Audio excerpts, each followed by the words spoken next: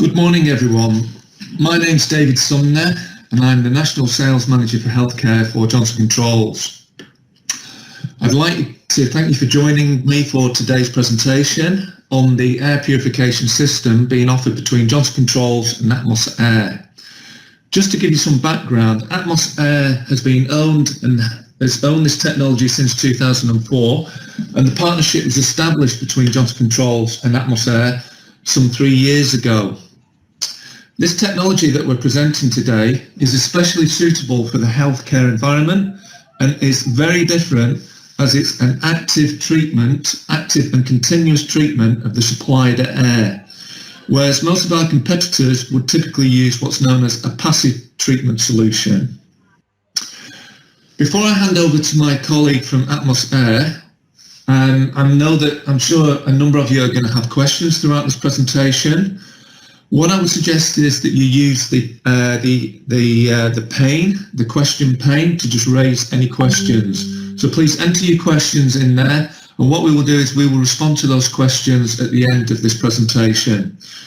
So without further delay, I'll now hand you over to Sam Michael from AtmosAir, who will provide an in-depth overview. Thank you and enjoy the presentation.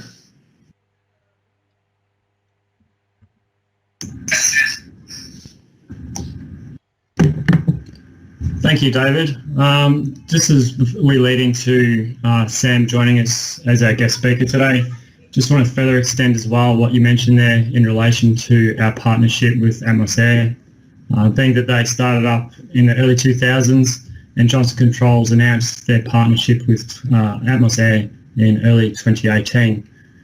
The initial intended use for the AtmosAir solution with Johnson Controls was the use of this installed into prefabricated York air handling units as a standard option.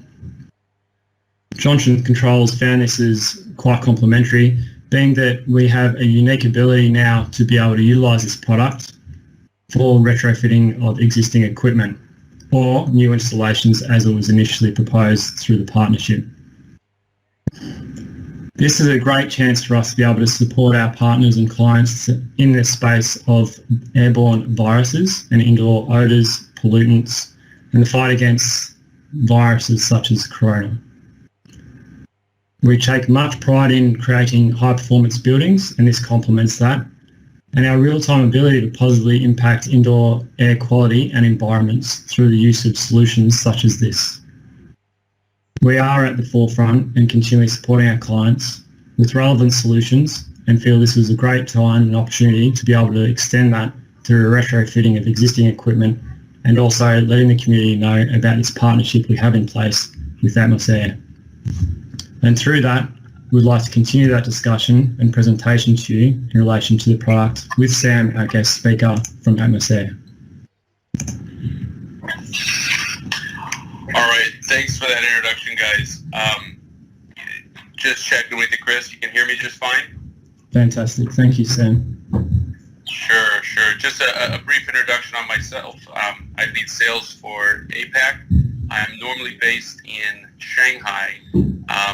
I came to the States when the virus was hitting China pretty heavily, and since then, China no longer is not allowing foreigners to return to China for the time being. So I'm presenting to you from rural Idaho, but normally I'm based in Shanghai and traveling in the region there. So our product is bipolar ionization. So the image you can see here is our largest unit. This is the 508. It's a 8-tube unit, and fundamentally what we do is we ionize oxygen. So as oxygen flows over these tubes, we ionize it, and then those ions then flow into the air, into the breathing space. So COVID-19 is obviously the most pressing concern for most people right now. How do we address it? How do we prevent infections in indoor spaces? And ours is a very strong product for that, is because we are proactively and continuously disinfecting spaces. We have ample evidence for that, and I'll go into details in this presentation. But even before COVID-19, we've been very active in the air purification market for antimicrobial, antivirus, but also for anti-odor, particulates, smells, VOCs. So this is also not just something where there's just demand because of the virus, but we've also work a lot when there's heavy smoke smells because of smoking or because of outdoor environments, and where there's heavy particulate loads. Particularly for me in China, where generally the outdoor air is heavily polluted, a big focus is particulates. So I'll go into various aspects of the technology and get started here on the next slide.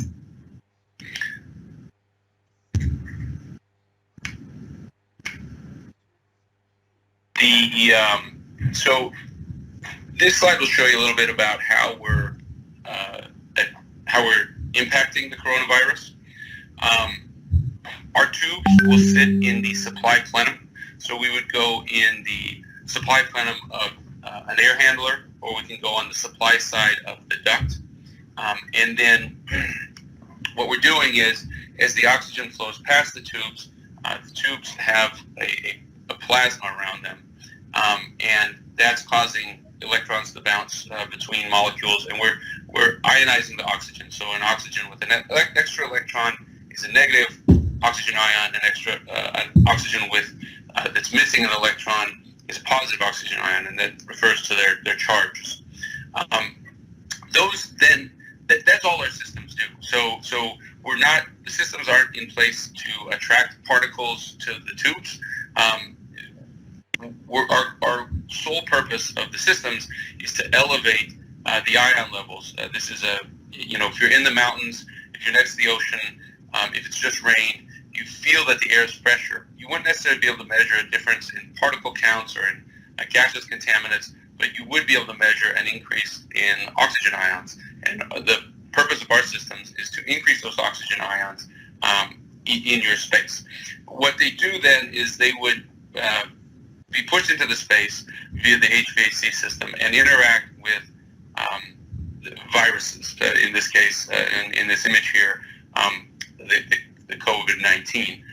What happens on the surface of the virus is that the oxygen ions will form hydroxyl. So when they interact with something with a hydrogen, like the membrane or the surface portion of the virus, they will form a hydroxyl, an oxygen, and a hydrogen. And then here on the next slide, we have a little bit more. What a hydroxyl wants to do is to return to a very stable H2O. So it will extract the hydrogens from the protein spikes on the virus.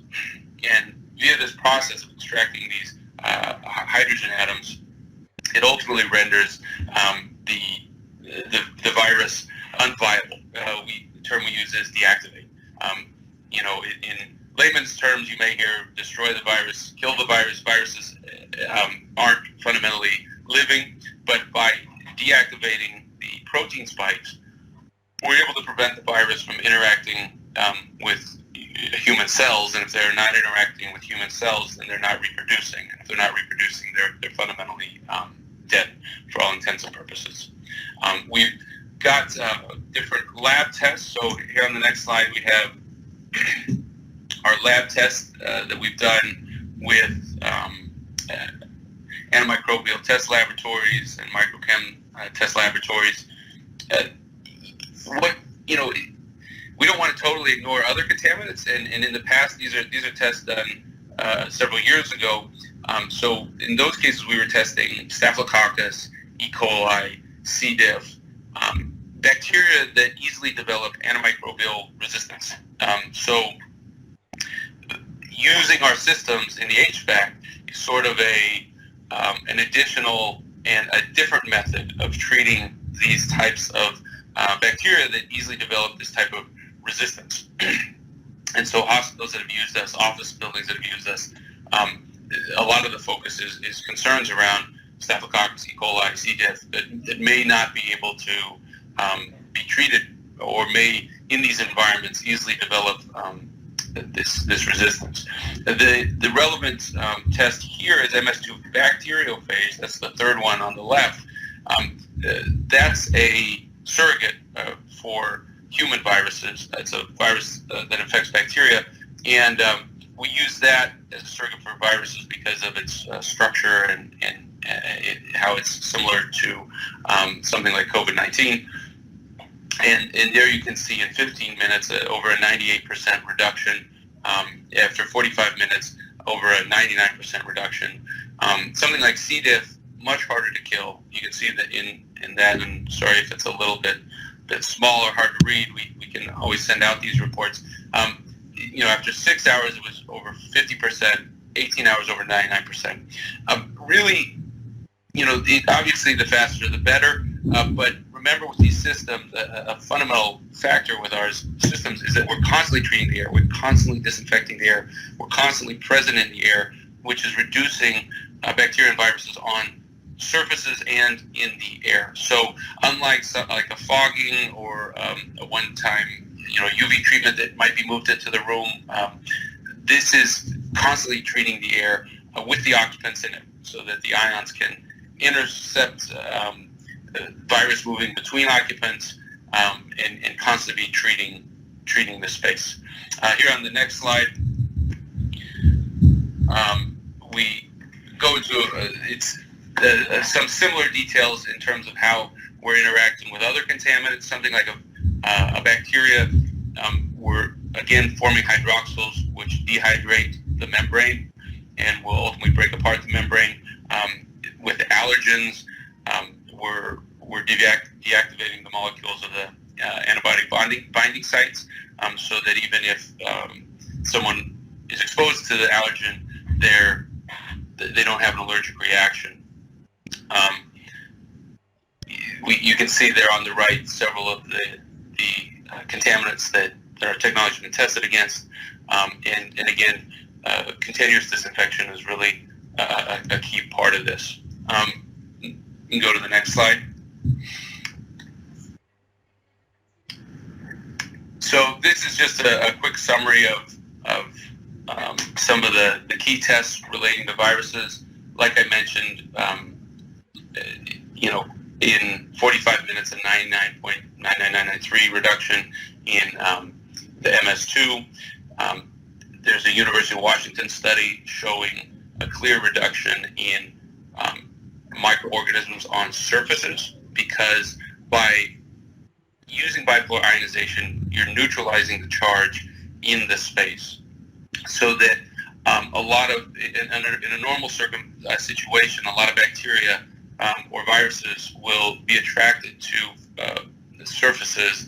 Often they have a charge, and often that we frequently touch doorknobs, desks, and by neutralizing that charge in the air via the bipolar ionization, they found a large reduction in the amount of the microorganisms that stuck to those fomite surfaces.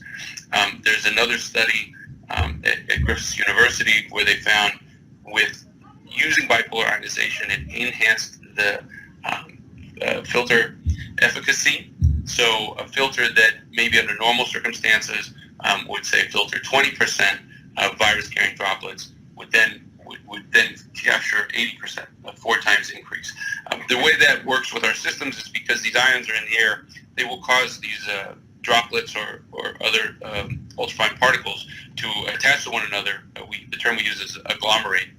They stick together. They also have a charge. So a filter typically filters both by direct obstruction and also by microelectrostatic charges, so that those by making these particles, droplets, larger, and by giving them a charge, they're much more likely to get stuck in whatever filters you would have already in place. There's a further test in Intertech. Their lab test showed a 7-time increase in the decay rate of 0.3 micron smaller particles. So very tiny ultrafine particles. With the ionization, they clump together and fall out of the air. much faster than they do in a normal ambient conditions without the ionization. We can go ahead to the next slide. Here you have a visual. I want to stress that if everyone remembers nothing but from this presentation, but that would really be the goal. What we do is active purification. It's purification in the space. So something like UV filters, photocatalytics, titanium dioxide, those have been proven to have some effects very near the units if there's direct light exposure to the UV, if it's very close to the surface of the titanium dioxide. And then obviously with the filter, if it passes the filter, that can impact airborne contaminants like COVID-19. But the problem is, rarely in any space is the return of your HVAC system going to be closer to the occupants than other occupants. Other occupants are going to be closer than the return. So if someone coughs or sneezes, those droplets are going to interact with people way before they have time to go through the return into the air handler, past the UV filter, photocatalytic, whatever you got in there, and then being pushed back out into the space. AtmosAir, our systems install in the supply side, and the reason for that is a lot of people kind of hear what I talked about with making the particles bigger. They think, okay, this should be on the return side before the filter. That's not the case. What we do is, by being on the supply side, we push the ions into the occupied space. That then gets, we can intercept there with the ions can interact with contaminants when people are coughing, when people are sneezing in the space. Then, as particles or whatever you have goes into the return, it's agglomerated, it's larger, it's deactivated, and then it's more easily captured by the filter. So that's really the most fundamental element of what we're doing is elevating the indoor ions. The goal is similar to what you'd have in the mountains, in these spaces where the ion concentrations are higher. We move on to the next slide. We have,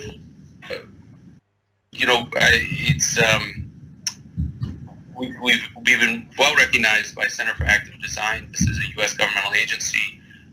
They see our system as a valuable preventative measure. Again, this is even before COVID-19, but really looking at our systems for creating healthy spaces. There's the idea that before COVID-19 we were concerned about VOCs, gases, particles, and microorganisms. Now microorganisms are really at the forefront. This piece goes into a bit how we're able to impact the virus, but they're a big advocate of ours. We also have Dr. Philip Tierno. You'll see him. We have a couple letters from him. He's a big advocate of our systems. He's a professor of microbiology and pathology at New York University School of Medicine. He's really, there's a video of him talking about our systems. He's not a small-time doctor. He's been on, since COVID-19, he's been on Fox News. He's been on CNN. If you YouTube him, he's been on Oprah in the past. So he's well recognized in the field for of pathology, and he's writes extensively on how ionization can actively impact airborne and surface viruses. So we can go to the next slide. This is a couple letters from him. I won't read them, but he emphasizes much of what I've spoken to. Also talking a little bit more detail about what about the virus and how we're addressing it. We can move on to the next slide. So kind of a recap. we're going into the supply plenum, the discharge plenum of the air conditioning system. We can retrofit virtually anywhere. So our systems aren't that large. The largest system that you saw in the beginning there, that's only about 700 millimeters by 230 millimeters in size, and the depth being about 250 millimeters. So these aren't large systems. You can easily retrofit in virtually any location. We haven't really had problems in any past installations. Our goal ultimately, even before COVID-19 and even in spaces where the air is relatively good, I use it in my house. I've installed it in my parents' house. I just installed it in my grandmother's house. You really notice that a lot of odors are removed. The air just kind of feels cleaner and fresher. It's not something you always get. For people that are working in healthcare, many people may have kind of experienced heavily filtered spaces. So an operating room might be heavily filtered, but it may not feel fresh or clean. And our goal is to, by elevating the ion levels, you really get that kind of fresh, clean experience with the elevated ions in the air. We talk a lot about COVID-19, but prior to COVID-19, a lot of our projects were for energy savings. So what we can do is install our systems, and based on the relevant codes, ASHRAE 62.1 or the International Mechanical Code, provided you use a system like ours, which treats multiple airborne contaminants, you're allowed to reduce the amount of outside air you bring into the building. Healthcare codes can be a little bit different, so that's something to look into. A lot of our clients have been, for energy savings, have been office buildings and stadiums, but by reducing the outside air, you're able to recycle more of the air inside. And that will lead to, typically our clients are saving between 10 and 20% of their HVAC bill by bringing in less outside air, needing to treat less outside air. At the same time, they're conducting air quality tests, in some cases doing real-time monitoring and making sure that, hey, their air is really healthy, really safe. It often feels better even though there's less outside air being brought in. And less outside air can mean less heating, less cooling, less filtering, less dehumidification. There's a lot of places to save a lot of money by reducing the amount of outside air you bring into a building. I mentioned offhand, VOCs. Again, prior to COVID-19, a lot of what I'd done in China was new renovation. There's a lot of concerns around new furniture, new fit out, and the volatile organic compounds that come from that.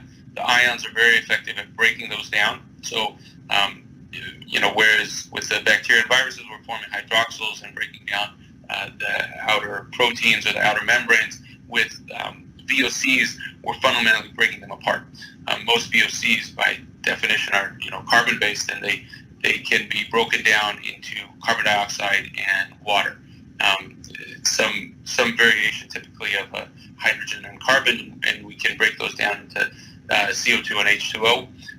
And we have a lot of evidence for that. We typically do pre and post testing, and those show themselves as often as smells, but not always as smells. Big concerns in a lot of spaces. Medical facilities have in the past installed us for microorganisms, but also notice a big decrease in smells from their cleaning products, smells from occupants. Often medical facilities will have different odors, and those can be very useful to address.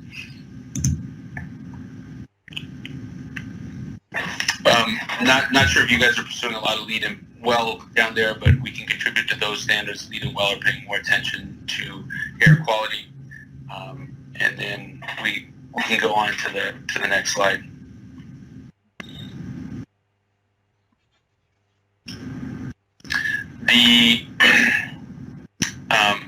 So this is just a picture of some of our clients, some of the hospitals we worked with, some of the stadiums that we've worked with. Our CEO is a big fan of sports, so we've done a lot of sports facilities in the United States. What the comment we get most from sports facilities is that they end up giving a lot less anti-allergy medicine. In the U.S., that's typically Claritin or some other sort of anti-allergen. Sometimes we usually start from the locker room. They notice that the smells go way down. There's fewer allergies, and then we will expand into more spaces in these locations. The Patriots here, the Cowboys, Lakers, very well recognized teams in the United States.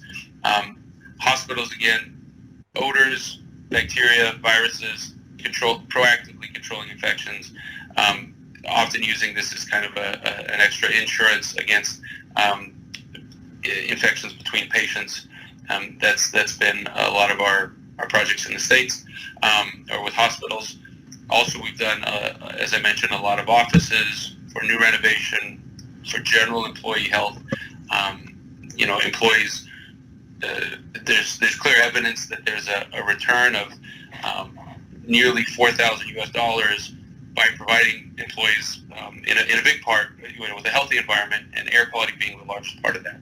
So, every day, all of us are going to put at least 15,000 liters of the air surrounding us into our bodies, and since starting this company in Asia, I've noticed that most people have no idea what's going on above their heads in their HVAC, and I think with COVID-19, what we're seeing is that's really changing. People are thinking about, okay, what's in the air? Obviously, they're very focused on the virus right now, but there's a lot of other contaminants we should be worried about. You're not going to, you're going to eat a little bit of food, drink a little bit of water, but for air, you're putting very large volumes of it into your body, and it should be as clean as possible. And there's really no excuse that to not control it in indoor environments, because it's not that difficult to control in indoor environments, and people spend at least 90% of their time inside. So that's indoor air quality. I'll go on to the last slide here. Chris or Derek, did you guys want to address this, or I'll talk a little bit about the installs. Hi, Sam, it's Derek. I'm happy for you to run through that if you like.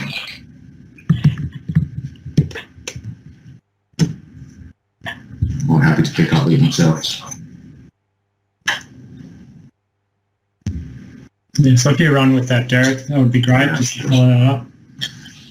So as mentioned by Sam, the placement of the units is important so that we maximise the effects of the ions being generated by the units. Our approach, looking at this from a retrofit perspective, would be, as mentioned in Sam's earlier slides, that we would put them into the supply air plenum of the air handling units as shown in the diagram here on the left-hand side.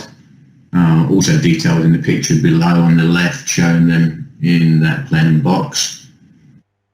Alternatively, we can duct mount them as shown in the other two images, giving us plenty of options depending on your specific setup. Each system is then controlled for the use of an air pressure switch. So meaning as long as we have airflow through the unit, we'll be generating ions and providing that improved indoor air quality in the spaces provided.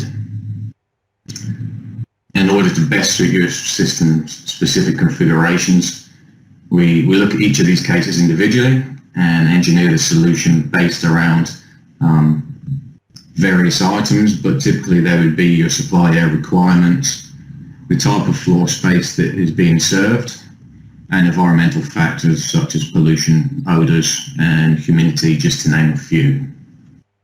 Each unit then has a selector switch on it, so the ionization level can be adjusted. This can be useful in times of when there's an unexpected higher level of pollution or odours in the air. The recent bushfires would be a prime example here for this. In that case, we could access these units and increase the level of ionization to counteract those negative effects. Going forward with the maintenance, you'll find the maintenance requirements for these units are much less costly when compared to other indoor air quality products. The tubes on these should be replaced every 2 years, 17,600 hours as noted there. They can be connected up to your building management system should you wish to monitor them, or they can be left as a standalone system on their own. And the units themselves draw very little power, as you can see there. For that 25,000 cubic meters, you'd be looking at 50 watts of power to be drawn. That kind of concludes the section on the installation of these units. I'll pass back to David now so he can summarise and move on to the Q&A. Thank you, Derek, and thank you, Sam, for an excellent presentation and overview. I really just wanted to move on to the questions. So we have a number of questions that have come in from people online. And Sam, can you just see those questions, or would you like me to read them out?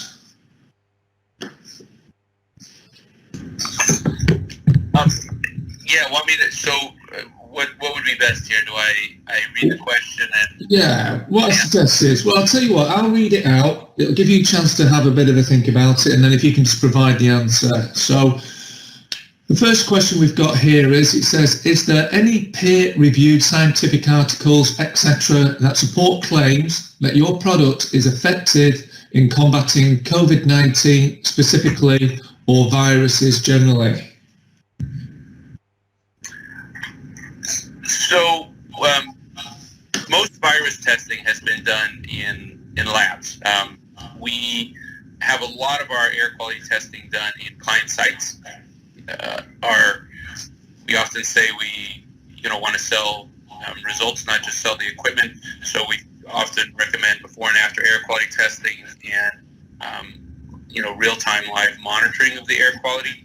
That being said, COVID-19 it's not really possible to have extensive testing on it yet.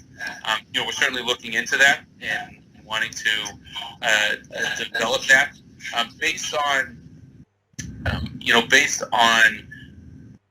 our understanding of and folks like Dr. Tierno. There's someone named Dr. Oxford and someone, Dr. Stacy Daniels.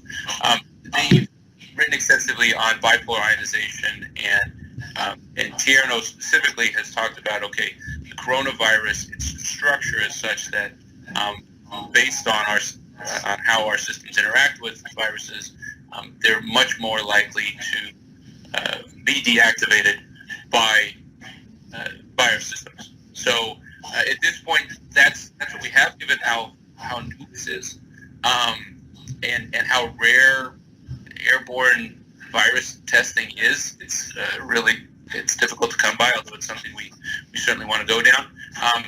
Even what I just want to kind of remind everybody is that even we have ample evidence that we can do this, we deactivate these viruses, but also remember that these viruses are fundamentally traveling via ultrafine particles. So they're not traveling independently. They're not out there on their own. They're part of our phlegm, our spit, what happens when we cough, sneeze, and those are going to interact with our systems the same way any other particle would.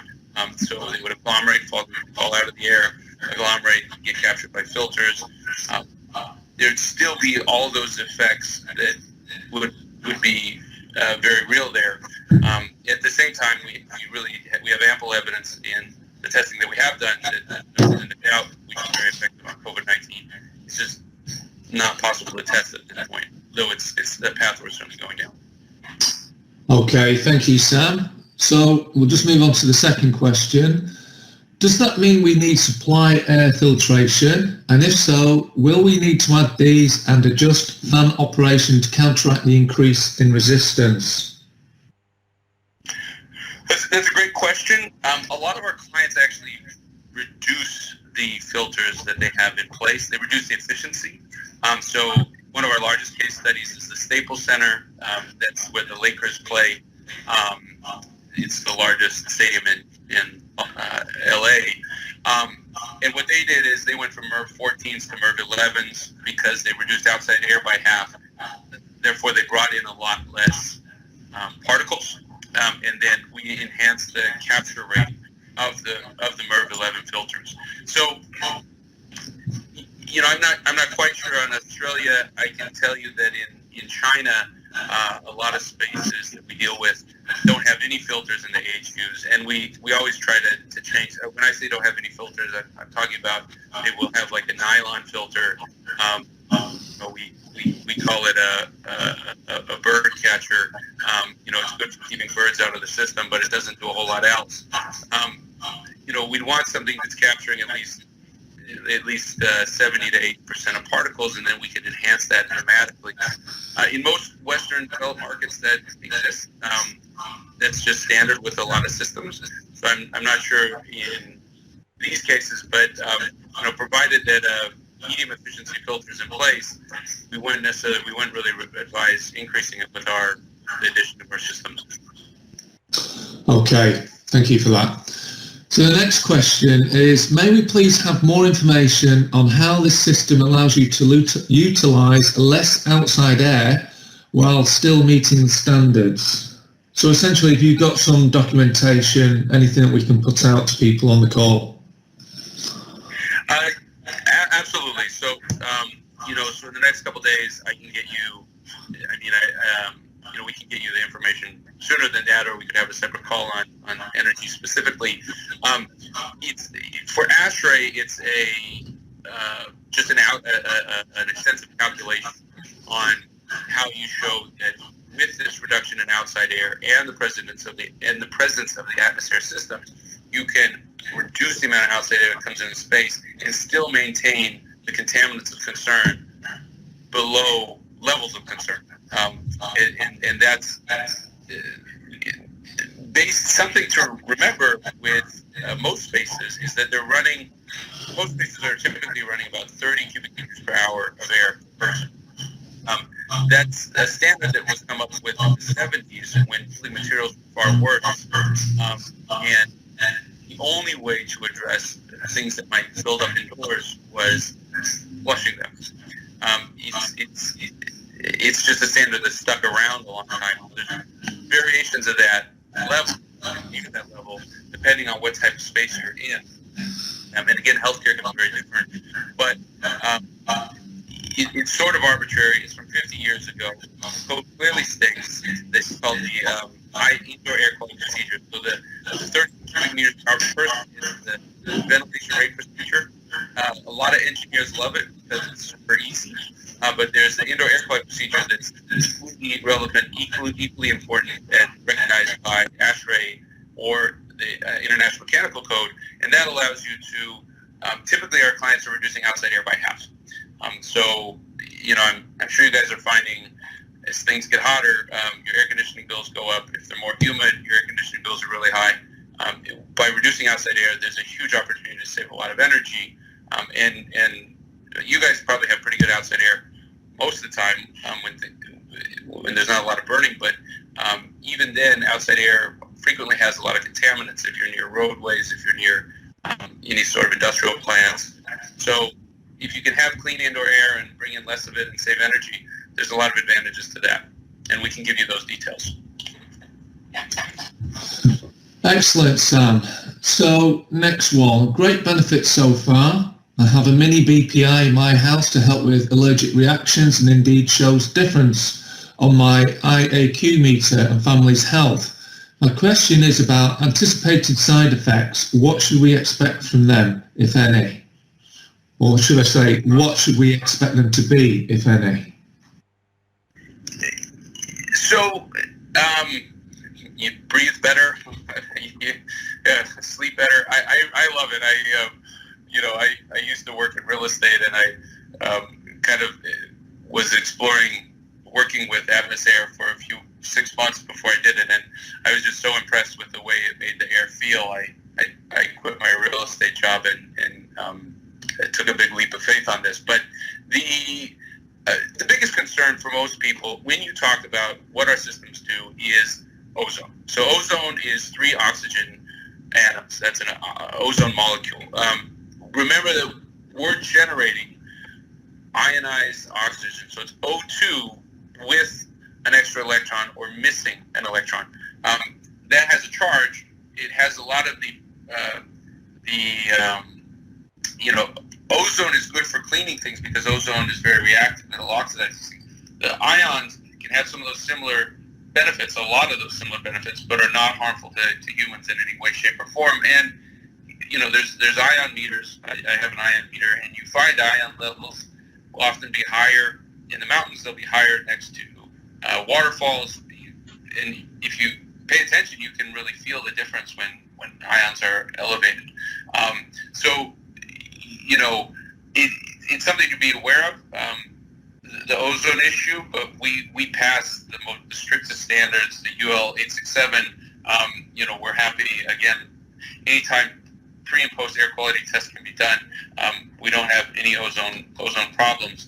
It's just something to take note of and be aware of, maybe with the system that you have at home. All right, great answer again, Sam. So we'll move on. I think we're just going to do another 2 or 3 questions here. So the next one, no doubt there can be an opportunity for the health sector and aviation sector. Is it fair to say that AtmosAir is good only for airborne viruses? And also, are there any reference sites in Australia? So we'll have a reference site in Australia very soon. That'll happen quickly. We are, as I referred to in a previous slide, it can impact, there's evidence that impacts viruses on surfaces. So, kind of what's great about this technology is that it's in the air, and the air is touching everything. So in terms of deactivating a virus on a surface, it absolutely has that capability. But also, I mentioned the Griffith University study that showed by neutralizing the charge in the air, it reduces the amount of microorganisms that are sticking to fomitic surfaces, the surfaces where a lot of transmissions happen. Because a lot of times, those surfaces will be charged. Your computer has a charge, and you're touching your computer all the time.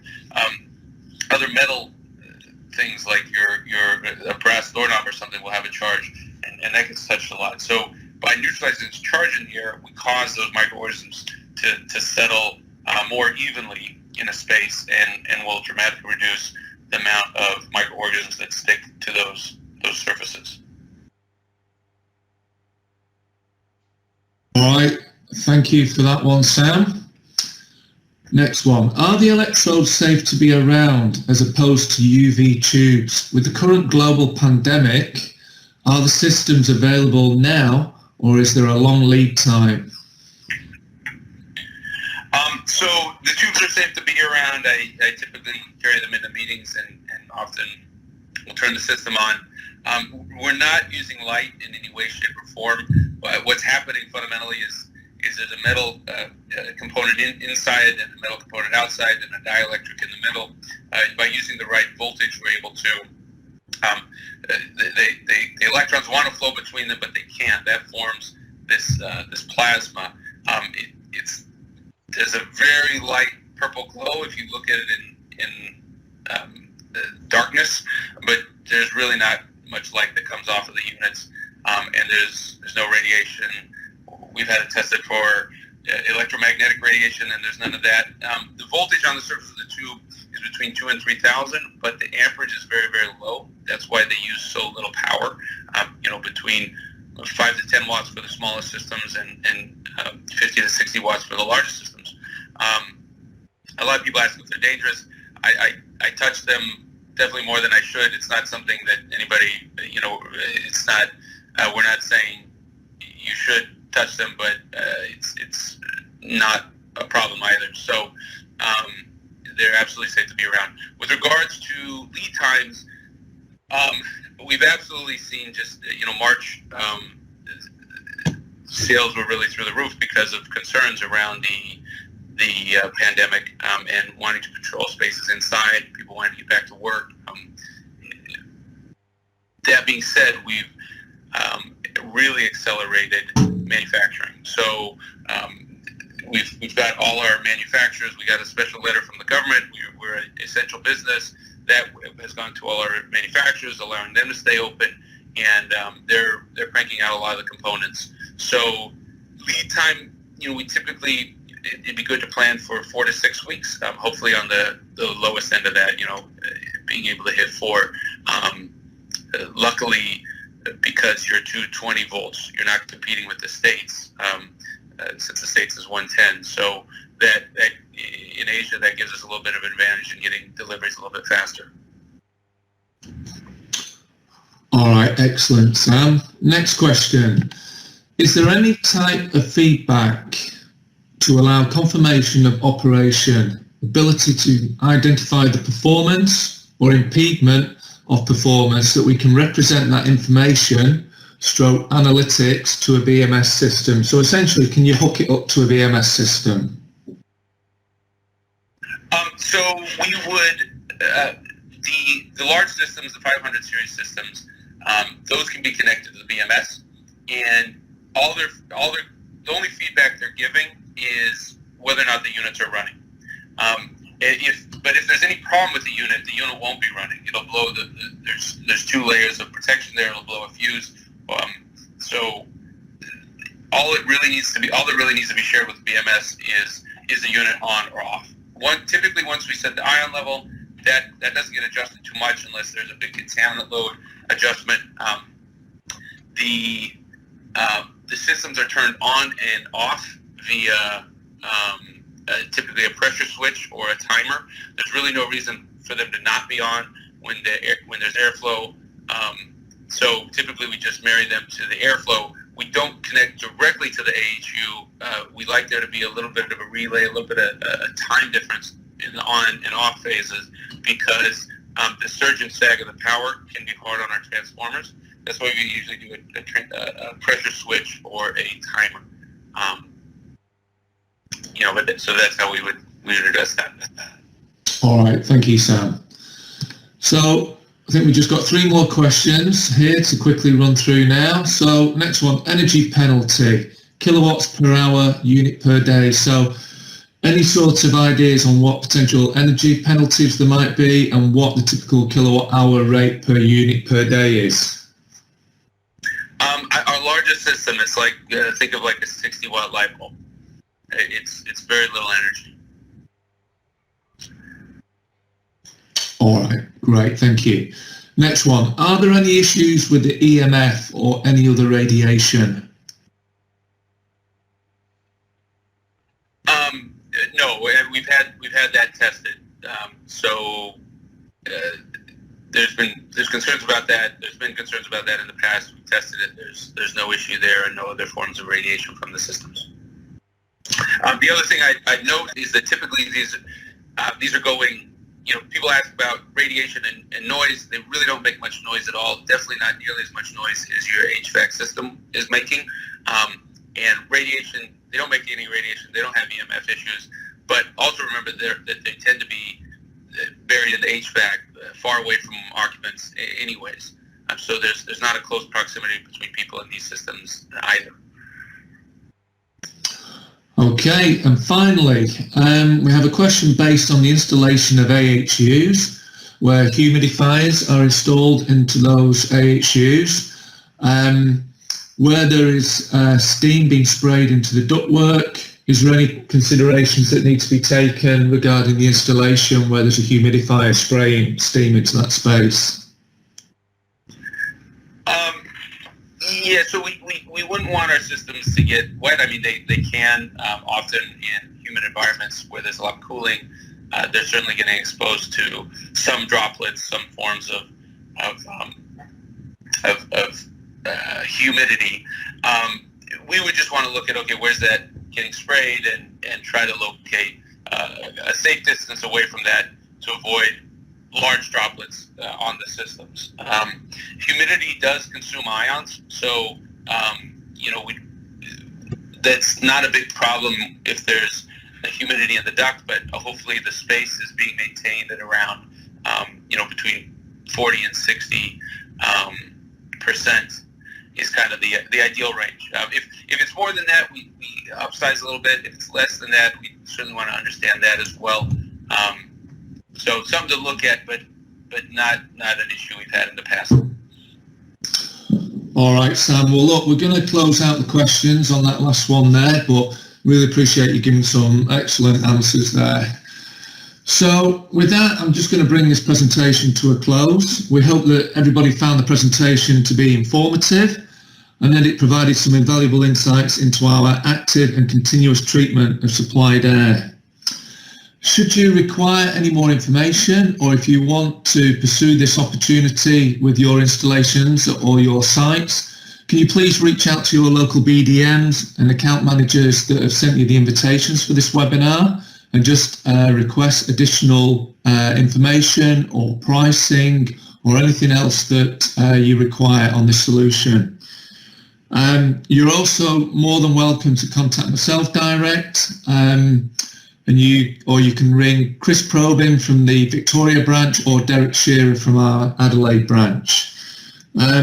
As I say, thank you for joining us on that presentation, and thank you, Sam, for running that presentation and giving us those really concise answers.